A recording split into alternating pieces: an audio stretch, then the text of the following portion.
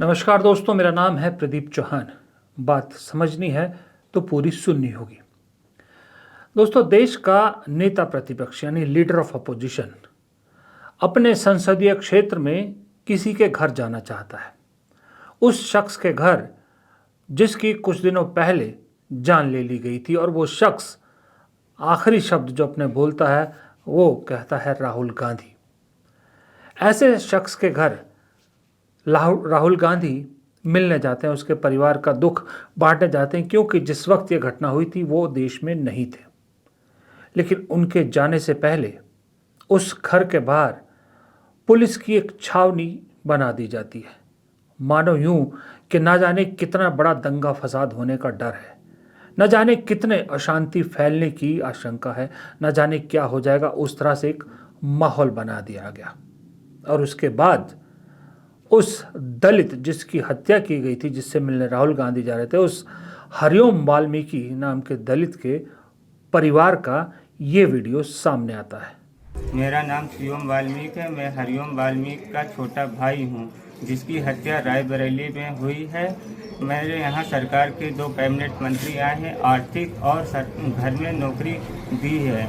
मैं सरकार से संतुष्ट हूँ। मेरे भाई की हत्यारों को जेल भेजा गया है। मैं सरकार से संतुष्ट हूँ। मेरे यहाँ राहुल गांधी अन्य पार्टी के नेता राजनीति करने ना आए। मैं सरकार से संतुष्ट हूँ। कट टू सीन 2, दूसरा दृश्य। राहुल गांधी आते हैं, इस परिवार से मिलते हैं। ये परिवार जिसका वीडियो रिलीज किया गया कि राहुल गांधी ना आए, राजनीति ना करें, जब वो परिवार राहुल गांधी से मिलता है तो ये दृश्य सामने आते हैं, जहां बिलक बिलक कर ये लोग राहुल गांधी की छाती से लिपट कर रोते हैं। फिर एक वीडियो भी जारी होता है जिसमें राहुल गांधी इनके घर वालों से क्या बात कर रहे हैं, इनके घर वालों ने क्या कहा, ज़रा वो वीडियो भी देखिए और सुनिए। आप परिवार जी सही। आप बहन हैं? इनको घर से बाहर नहीं जाने देना। फोटो दिखा, अच्छी फोटो।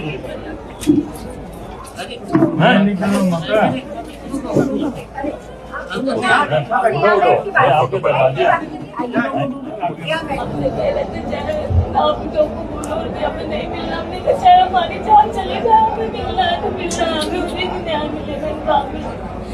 भैया की लाश तक तक उनकी आवाज नहीं मिलती। राहुल गांधी सर की लाश लीगल कार्रवाई जो हो रही है उसमें आप लोग पूरा मदद कीजिए, और मुझे आप बताते रहिए वो क्या था इसमें। और दूसरी बात, इनका ऑपरेशन कराना है और इनको ठीक से मतलब सेटल करना है। हाँ, इनको सही नौकरी देनी है कहीं, ठीक है? घबराना नहीं, ठीक है? जब ये थोड़ा कम हो जाए दबाव, आप आ जाइए, दिल्ली आ जाइए। सरकार भी नहीं चाहिए, हम कुछ ना कुछ तरीका निकालेंगे, ठीक है?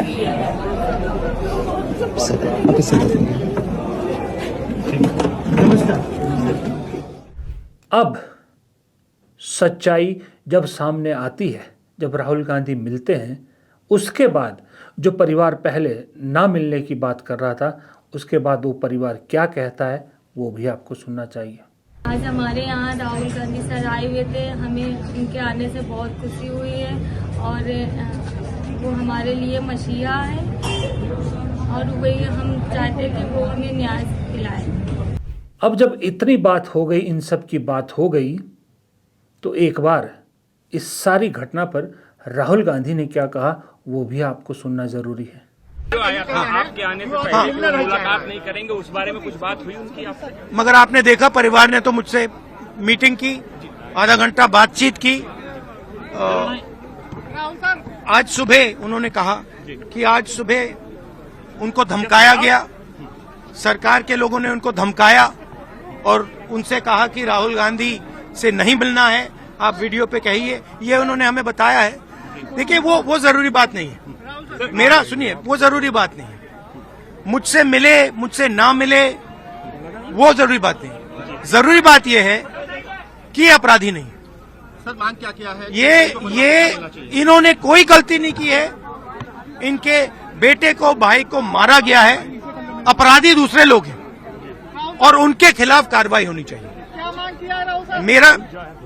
मैंने आज यहां आकर इनसे बातचीत की, इनका जो दर्द है, दुख है, वो सुना, और हमारी पूरी कोशिश है, कांग्रेस पार्टी की और मेरी, कि जो भी हम इनकी मदद कर सकते हैं, सरकार में नहीं है तो ज्यादा मदद नहीं कर सकते हैं, मगर जो भी हम मदद कर सकते हैं हम मदद करेंगे। और जहां भी इस देश में दलितों पर अत्याचार होगा वहां पे कांग्रेस पार्टी मिलेगी, और जहां भी हम मदद कर सकते हैं हम मदद करेंगे और न्याय के लिए लड़ेंगे। तो ये मैंने सिलसिलेवार सारी कहानी आपको सुनाई, सारे दृश्य दिखाए, हकीकत आपके सामने रखी, हकीकत अपने आप खुलकर सामने आई। अब आप बताइए, ये अगर राहुल गांधी का खौफ नहीं है तो क्या है? क्या कहेंगे इसको आप? और ये खौफ दिन पर दिन बीजेपी को कितना जकड़ रहा है, ये इस तरह की हरकतें दिखाती है। अब जब मैं कहता हूं कि राहुल गांधी के से डरती है बीजेपी, तो कुछ लोग कमेंट बॉक्स में आके मेरा मजाक भी उड़ाते हैं।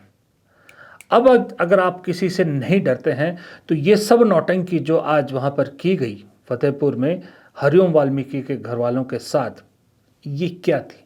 इसकी ज़रूरत क्यों थी? क्यों राहुल गांधी के इस परिवार से मिलने से इतनी दिक्कत या इतना डर था? क्यों राहुल गांधी का नाम उस शख्स ने मरते वक्त लिया?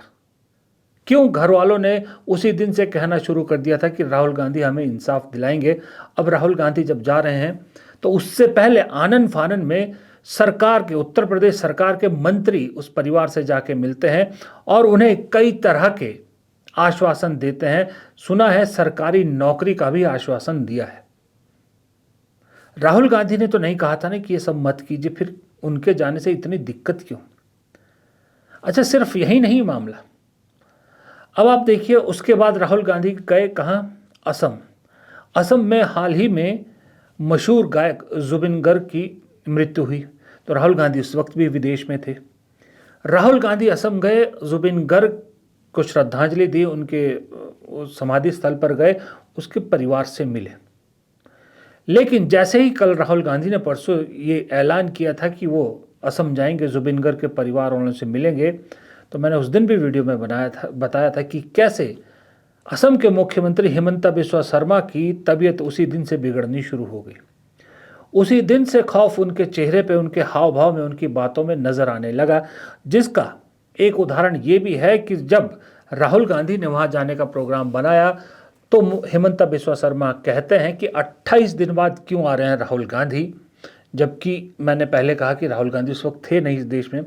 फिर उन्होंने एक झूठ बोला कि जब एक और मशहूर सिंगर, असम के जो लेजेंडरी, इस देश के लेजेंडरी म्यूजिशियन और सिंगर भूपेन हजारिका 2011 में उनकी मृत्यु हुई थी, तो राहुल गांधी श्रद्धांजलि देने नहीं आए थे। लेकिन देखिए, वक्त और सच्चाई जो है छुपती नहीं है। इसका खुलासा तब हुआ जब उन्हीं हिमंता बिस्वा शर्मा का एक ट्वीट लोगों ने सामने रख दिया, जहां पर वो खुद दिखा रहे हैं कि कैसे राहुल गांधी हिमंता बिस्वा शर्मा के साथ भूपेन हजारिका को श्रद्धांजलि देने पहुंचे थे। 2011 की बात है और हिमंता बिस्वा शर्मा ने खुद ये ट्वीट किया था। ये भूल गए हिमंता बिस्वा शर्मा, या लगा कि लोगों को पता नहीं लगेगा और झूठ राहुल गांधी के बारे में परोस दिया? क्या ज़रूरत है? राहुल गांधी ने वहाँ जाके जो बात कही वो मैं आपको सुनाऊंगा नहीं, क्योंकि सुनाने की ज़रूरत ही नहीं है। राहुल गांधी ने सिंपल ये कहा कि मैं यहाँ राजनीति करने नहीं आया हूँ, मैं राजनीति नहीं चाहता, मैं सिर्फ ये कहना चाहता, मैं यहाँ श्रद्धांजलि देने आया हूँ, उसी पे बात करूँगा। सिर्फ इतना कहना चाहता हूँ कि जुबिन गर्ग की जो मृत्यु हुई है उसके पीछे जो भी रहस्य हैं, जो भी सच्चाई है, वो जल्द से जल्द सामने आनी चाहिए। बस इतनी सी बात कही। फिर इतना झूठा प्रोपोगंडा हिमंता बिस्वा शर्मा को करने की ज़रूरत क्या थी? अब 2 दिन पहले आइए, राहुल गांधी पंचकुला में स्वर्गीय आईपीएस पूर्ण कुमार के घर वालों से मिलने जाते हैं, जिन्होंने ये आरोप लगाते हुए अपनी जान दी कि मुझे आईपीएस लॉबी के जो अपर कास्ट के लोग हैं, दलित होने की वजह से टारगेट करके मुझे परेशान कर रहे हैं। जब राहुल गांधी उस परिवार से मिलने जाते हैं, वहाँ भी पुलिस का वैसा ही बंदोबस्त। वहाँ भी राहुल गांधी जब मिलते हैं तो उससे पहले ही सवाल खड़े होने शुरू हो जाते हैं कि राहुल गांधी क्यों जा रहे हैं। जब राहुल गांधी उस परिवार से मिल के आए, इंसाफ की मांग की, उसके बाद तुरंत मोदी जी के दूत चिराग पासवान वहाँ पहुँच जाते हैं। उससे पहले कोई नहीं जाता, लेकिन राहुल गांधी के जाने के बाद चिराग पासवान पहुँच जाते हैं। और राहुल गांधी के जाने से पहले एक और मंत्री रामदास अठावले उस परिवार से मिलकर जाते हैं। आगे पीछे क्यों नहीं गए, राहुल गांधी के जाने के आसपास ही क्यों? और उसके बाद उसी केस से जुड़े, उसी सिलसिले में या उसी तरह से मिलता जुलता एक और केस होता है जहाँ एक एएसआई हरियाणा पुलिस के ही अपनी जान देते हैं। तो उससे मिलने मनोहर लाल खट्टर केंद्रीय मंत्री जाते हैं, लेकिन उस आईपीएस के परिवार से मिलने नहीं जाते, क्योंकि वहाँ पर सीधी कंट्रोवर्सी में खुद मनोहर लाल खट्टर भी फंस रहे हैं। अब इन सब के बीच में अगर राहुल गांधी किसी का दुख दर्द बांटने जाते हैं, किसी का शोक बांटने जाते हैं, वहाँ पर जब इस तरह की बातें की जाती है, इस तरह की हरकतें की जाती है, बाकायदा घर वालों को प्रेशराइज करके वीडियो जारी किया जाता है कि कहो कि राहुल गांधी यहाँ राजनीति करने ना आए, तो इससे आप सोच सकते हैं कि मानसिकता क्या है, डर किस कदर हावी हो चुका है बीजेपी के अंदर। अब सवाल यही उठता है, मेरे मन में तो ये बहुत बड़ा सवाल है कि ये डर है तो किस चीज़ का डर है? क्यों इतना घबरा रही है बीजेपी? क्यों इतना राहुल गांधी को हर जगह जाने से रोका जा रहा है? अभी 1 साल पहले तक तो राहुल गांधी को पप्पू कहा जाता था, बालक बुद्धि कह रहे थे आप, युवराज कह रहे थे, क्या कुछ नहीं कहा था। अचानक से ये सब शब्द बंद हो गए। राहुल गांधी के बारे में ना कोई पप्पू बोल रहा है, ना कोई युवराज, ना कोई बालक बुद्धि बोल रहा है। उल्टा उस राहुल गांधी के हर कदम पर ऐसी नज़र रखी जाती है कि चाहे वो देश में हो चाहे विदेश में हो, हर चीज़ को लेकर छींटाकशी की जाती है, हर चीज़ को लेकर ट्वीट किया जाता है। उनकी निजी तस्वीरें भी चुपचाप खींच के उनके जो छुट्टियों की है वो भी वायरल की जाती है। कौन उन पर जासूसी कर रहा है, कौन उनका पीछा कर रहा है?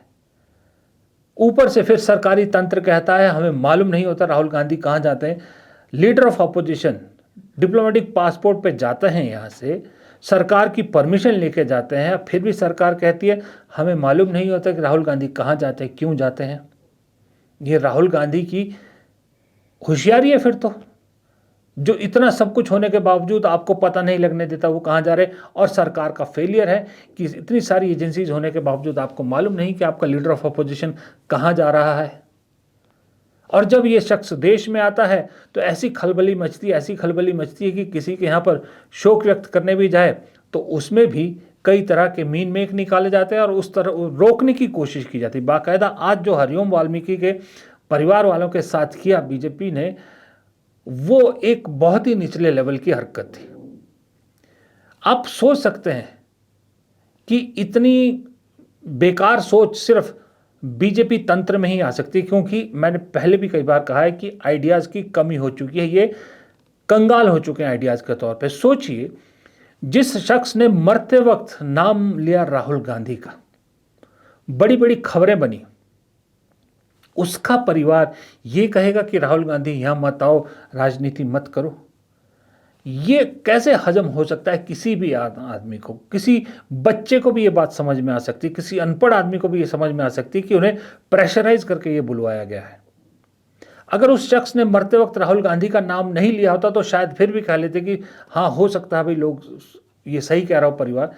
मरते वक्त आदमी जिस शख्स का नाम लेता है और उसके परिवार वाले उसी से मिलने से मना कर दें, ये बात किसी को हजम नहीं हो सकती। लेकिन उसके बावजूद बीजेपी की सरकार ने, उत्तर प्रदेश सरकार ने ये काम किया, उत्तर प्रदेश पुलिस ने ये काम किया, इस तरह का वीडियो रिलीज़ किया और राहुल गांधी को तो नहीं रोक पाए, अपनी फजीयत ज़रूर करवा दी। सवाल फिर लोग पूछ रहे हैं कि आखिरकार हमारे विश्व गुरु हैं, 56 इंच का सीना है, दुनिया सुनती है, दुनिया के सबसे लोकप्रिय नेता है, फिर राहुल गांधी से क्यों डर रहे हैं? दरअसल सच्चाई ये है कि सरकार जो होती है ना, उसके पास सबसे ज़्यादा इंफॉर्मेशन होती है। देश में क्या चल रहा है, लोग क्या सोच रहे हैं, किसकी हवा चल रही है, किसकी नहीं चल रही, सरकार के पास एक एक पल की खबर होती है। ये हरकतें बताती हैं कि सरकार के पास पूरी खबर है, सरकार समझ चुकी है कि हवा का रुख कितना बदल चुका है, किस तरह से राहुल गांधी का ग्राफ बेतहाशा स्पीड से ऊपर बढ़ रहा है, किस तरह से लोग राहुल गांधी को पसंद कर रहे हैं, किस तरह से राहुल गांधी की लोकप्रियता लगातार बढ़ती जा रही है और उसके बनिस्पत मोदी जी की लोकप्रियता दिन रात घटती जा रही है। क्योंकि चाहे वो अंतर्राष्ट्रीय स्तर हो, चाहे वो आर्थिक स्थिति हो, चाहे वो रोजगार की बात हो, चाहे वो मोदी जी के दोस्तों की बात हो, डबल एज की बात हो, हर मोर्चे पर मोदी जी की फजीयत होती ही जा रही है, बढ़ती जा रही है। आलम यह है कि हर चीज़ को अब सेलिब्रेट करना पड़ रहा है। मोदी जी के जन्मदिन को जश्न मनाना पड़ रहा है, संघ के 100वें साल को जश्न मनाना पड़ रहा है, मोदी जी के लिए paid good wishes, happy birthday wishes लानी पड़ रही है, मोदी जी के नाम पे पैसा खर्च करके एक गाना रिलीज करवाना पड़ रहा है। लेकिन उसके बावजूद हर चीज़ का असर उल्टा हो रहा है। जो चीज़ पॉजिटिव हुआ करती थी मोदी जी के लिए कभी, आज वही चीज़ नेगेटिव होती जा रही है। कुछ साल पहले तक जब बड़े सेलिब्रिटी स्टार मोदी जी की तारीफ किया करते थे, उनके बारे में कुछ कहते थे, लोग इन्फ्लुएंस होते थे कि यार ये कह रहा है तो कुछ तो बात होगी। आज वही स्टार जब मोदी जी को हैप्पी बर्थडे कहते हैं या मोदी है तो मुमकिन गाना गाते हैं तो उनकी खुद की फजीयत होती है, लोग उनके पीछे पड़ जाते हैं, लोग उन्हें बिका हुआ स्टार, घटिया स्टार, ऐसे ऐसे शब्दों का इस्तेमाल करते हैं। ये हवा के बदलने का सबसे बड़ा ऐलान है, डंके की चोट पे ये ऐलान है कि अब बदल रही है हवा, अब वक्त बदल रहा है और दौर आ रहा है। फिलहाल इस वीडियो में इतना ही। उम्मीद करता हूँ आपको वीडियो पसंद आएगा। पसंद आए तो मेरे वीडियो को लाइक कीजिएगा, शेयर कीजिएगा और कमेंट बॉक्स में आपकी राय बेहद ज़रूरी है। कमेंट बॉक्स में आपकी राय और वीडियो को लाइक करना बहुत ज़रूरी है, यही आपसे गुजारिश है। हाँ, अगर आपने चैनल को अब तक सब्सक्राइब नहीं किया और मेरे वीडियो देख रहे हैं, पसंद आ रहे हैं, तो इतनी सी हिम्मत और कीजिए, प्लीज़ चैनल को सब्सक्राइब ज़रूर कर लीजिए। कोई खर्च, कोई पैसा आपसे नहीं मांग रहे, बस चैनल को सब्सक्राइब कर दीजिए। नमस्कार।